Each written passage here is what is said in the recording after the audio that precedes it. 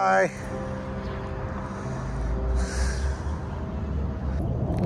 Well, I'm back at the airport, and I just said goodbye to my wife, which sucks because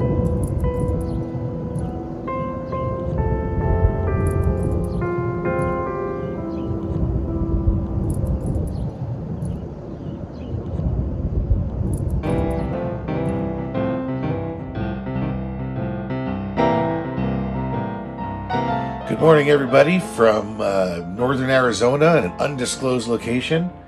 I'm currently at my sister's vacation property, and I've got other family coming in, so I probably won't do a lot of filming over the next day or two. But we did have our first night where my wife slept in the Ember bed with me. First time us sharing a bed here in the Ember, and I fell off the end. So I guess there's normally a little bit of dip where there's a couple of inches of foam mattress that overhang off the platform.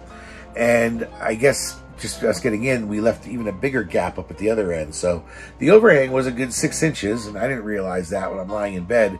So in the middle of the night, I rolled over, and like a trap door, whoosh, it just went, and I ended up falling onto my knees and waking up sort of on the ground. And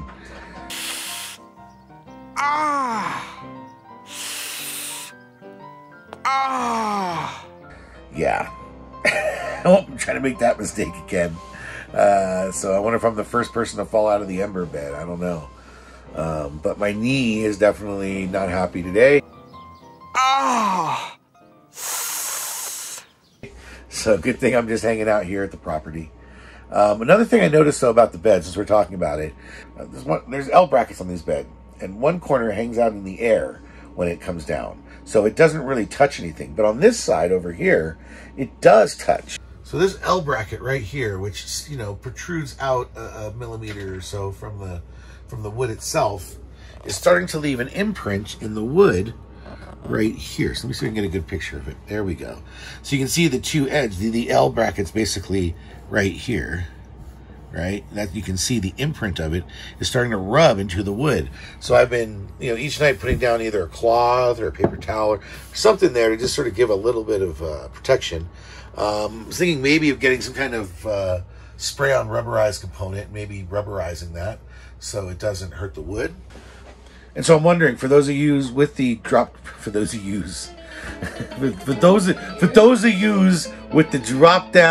mattress, do you have the same problems that I got? Yeah. So do you have the same issue with the drop-down Murphy bed on your wood, or is it starting to rub into your wood? That's what I'm wondering. All right, so we see that it's been bent. You can see how it's been bent. I'm just gonna see what happens when I try to extend it just a little. All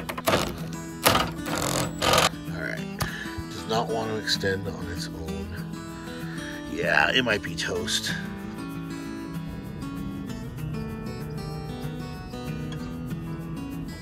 And that's what the Truma Combo looks like. You can see the steam coming out. And it's, you know, no discomfort. Oh, there we go. So we got a little hot drop of water. So the water is hot, but there's basically almost no heat coming off here. It speaks to the efficiency of the Truma Combo. Can you just hold there for a second? So I thought of another cool thing about this trailer.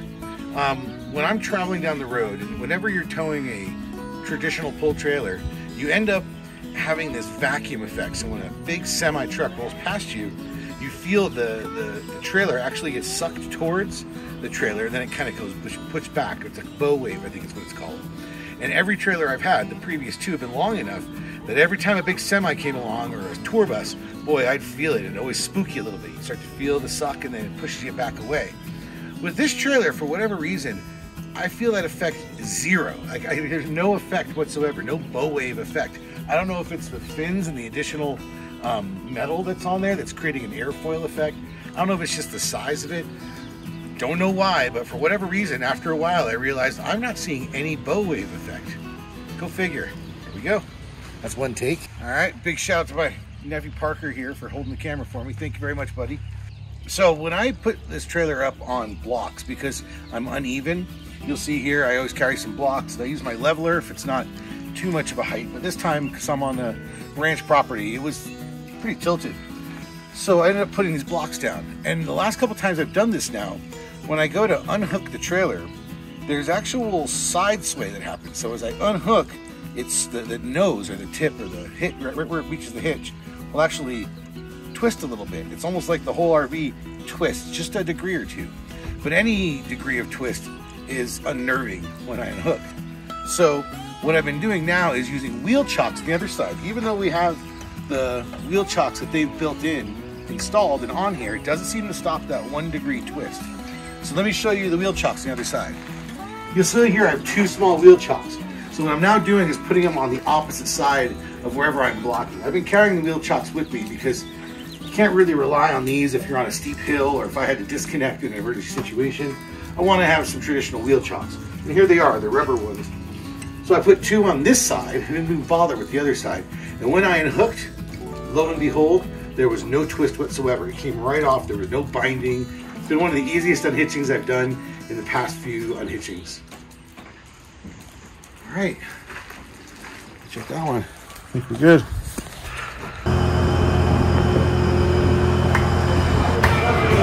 I started smoking cigarettes, nothing else to do, I guess.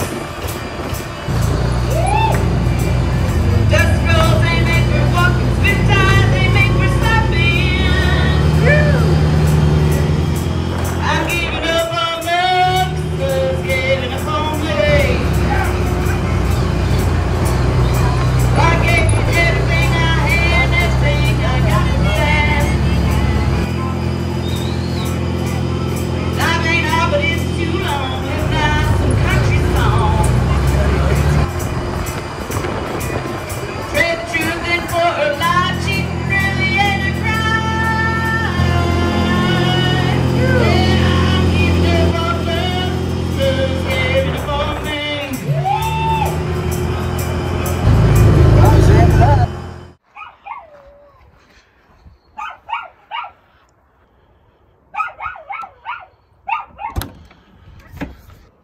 What are you barking at? Why are you barking? I'm here with my wife Johanna and Lizzie, obviously. We're just leaving my families after getting together with my siblings, basically, and their wives and husbands and such. This is my note. We basically are leaving the area. We're kind of around Payson, Arizona. I guess that would be kind of an indication of what part of Arizona we're in. And an interesting thing popped up. You know, I'm trying to wean myself off the generator, and yet we plugged in, basically. I plugged into my sister's garage, basically. Plugged in with a real heavy-duty cable that I carry. Plugged it into a classic 15 amp plug. I made a point to adjust the inverter to limit it to 15 amps, so it wasn't pulling too much out of the garage. But at some point, though, over like the next day, the outlet died. Didn't realize it, though, because I have the inverter on, and you know, the trailer just sort of hums along. It doesn't let me know that the power is dead. So I had to troubleshoot the next morning. I woke up at 6 in the morning and it was cold, because eventually we ran the battery down over a period of a day or so, and the heater finally conked out at 5 or 4 in the morning. So I went out there, tried to troubleshoot the outlets. Finally, it turns out the outlet died, so all the flipping of the breakers in the world wasn't going to help. So I decided, screw it, I'm just going to turn on the generator. I've got that quiet haunted generator. And it was really interesting to see it take it all the way from 0% to around 40% in about an hour and a half. That's really impressive. That means that when I run it down, I really don't need to run the generator very long to charge the trailer back up. And I should think less and less about leaving the generator running when I'm using a lot of AC power, and instead simply running it long enough to get it up into the high enough percentage that I can turn it back off.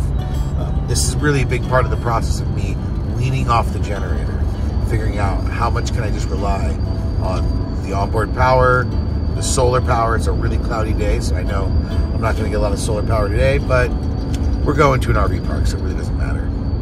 It was just interesting to see. It was just interesting to see how quickly I could recover from that problem using the generator, and I'm glad it was there.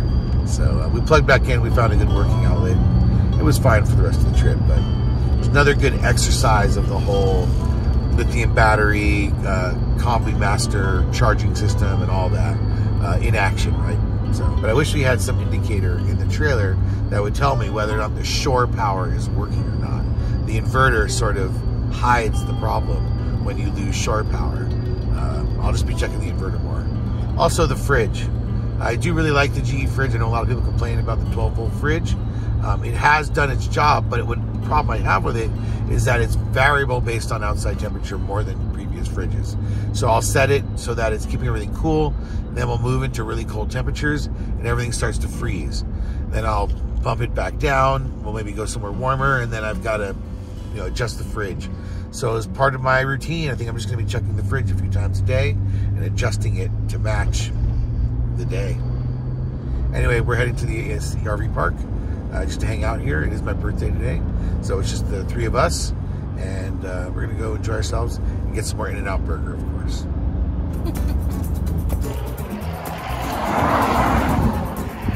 All right, well, we're going over the mountain pass here in Arizona, and guess what? The tire link system beeped. It beeped actually twice, and I'm thinking, oh crap, it's sitting here giving us a false alarm again. And then after the second time, I thought, well, I should pull over and check. And lo and behold, my wife went to go take the valve cap off, and it come loose and was hissing. Hi. Thanks, Johanna. So most likely there's not a hole here. It's just that the cap came loose. Something I'll have to check for in my checklist. Make sure the caps are tight. We were 20 pounds short on the tire pressure, so I'm going to stop, fire up my generator, fire up my compressor, and we're going to quickly fill this up. So I'm going to stop talking and start doing it.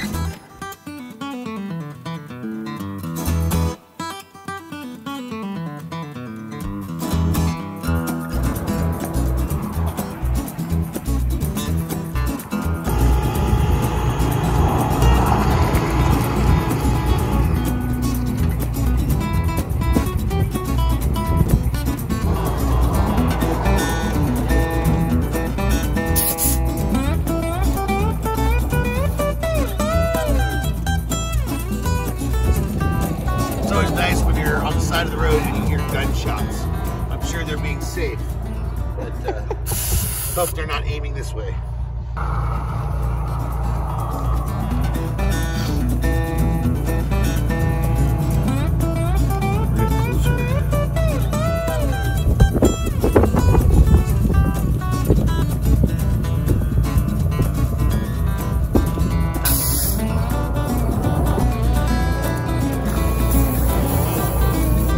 Cool. Thank you, Johanna. All right, let me wrap this up.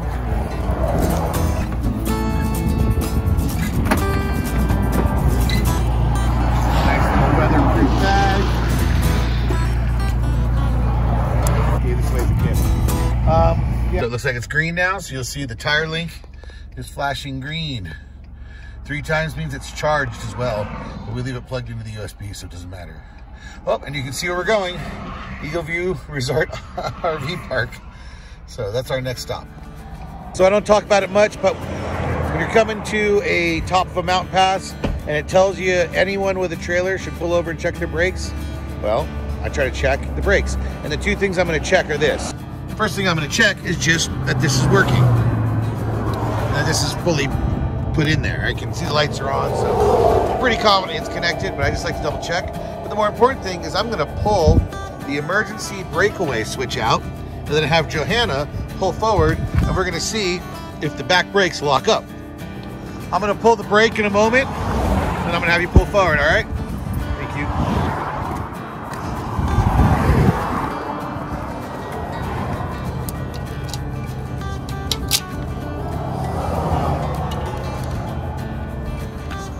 Okay, so I've pulled the brake out now. You can see I've removed the pin out of the brake. Let's set it here, out of the way. All right, Johanna, go ahead and pull forward, put in drive. And stop, right? Yep, there you go. Those are the emergency brakes. Go ahead, put it back in park. And Go ahead and put it back in park. We're done. So what you saw there was the trailer wouldn't move. The brakes were locked up. And that's what this is supposed to do. So if there's ever a breakaway and this trailer disconnects from the truck, this will get pulled out because it's connected to the truck. And notice it's not connected to the chain. You never want to connect it to the chain, the safety chain. You want to connect it to the truck itself, which we do. And now I'm going to plug this back in. Well, there we go. And even as I plugged it back in, the trailer lurched forward an inch because the brakes finally released. So now we're in good. You can see I've got this pushed back in. That's a brake check. So whenever you see that sign saying, pull over, you know, if you have a trailer or a big truck, should check. There's a mountain pass coming up. Stop and do this. Now for RV trailers, I'm not going to say I do it every time, but you should think about doing it at least once a day or a few times on a trip, and make sure that your breakaway switch is working. God forbid, should your trailer ever disconnect, you want those trailer brakes to just lock up and stop the trailer so it doesn't roll off or hit somebody else, or God, I don't want to think about it. So here we are, we're at the Eagle View RV Park just outside of Phoenix. And I left the house with 100%, I admit, and we've been out for about 5 hours, maybe 4 hours since I left the house. And we left it in the parking lot here at the RV park for a couple hours and drove around. And I came back and it's at 99%, just off of solar and truck recharge. And I mean, it's no new news, but I really, really just love that I can come and visit my RV here and have it be all the way up to 99% just from getting energy from the sun and the truck, not having to run a generator or hook it up to power. It's amazing. And here is a look at the Eagle View RV Park. It's actually pretty nice. It's a little more expensive. It's actually the RV resort, I think is how it's defined. It's got a nice pool. It's got some like tennis courts or something. And a lot of full-timers, a lot of big rigs. Again, it's like, I think it was $90 a night with tax. So not the cheapest RV park, but when you do that, you kind of filter out the riffraff. I mean, we're probably the poorest rig here at the RV park with our little Ember. So sometimes it's nice. It's nice to buy up one level and filter out the riffraff. Not to be elitist, but you know, it's nice.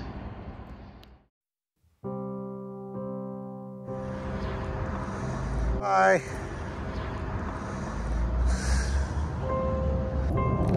Well, I'm back at the airport. I just said goodbye to my wife, which sucks because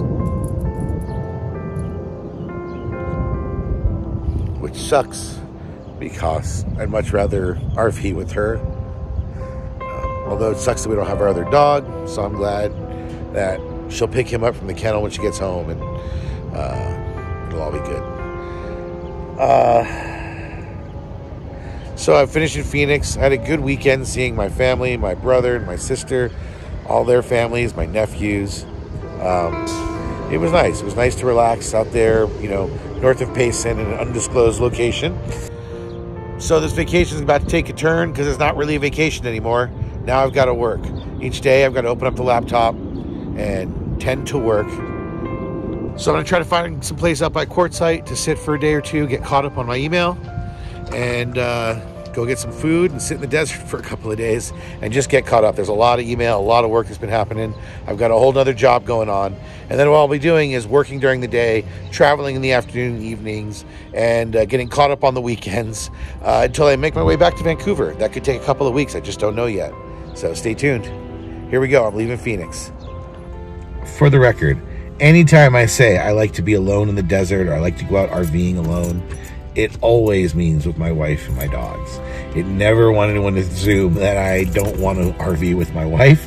I just thought I'd mention that when I say I like to go out to the desert alone for my birthday and things like that, that's because I like to go with my wife. So I'm really bummed that she had to go back. But she has a show she's working on. You know, she's got a production team doing animation. She's got to go back and do her job.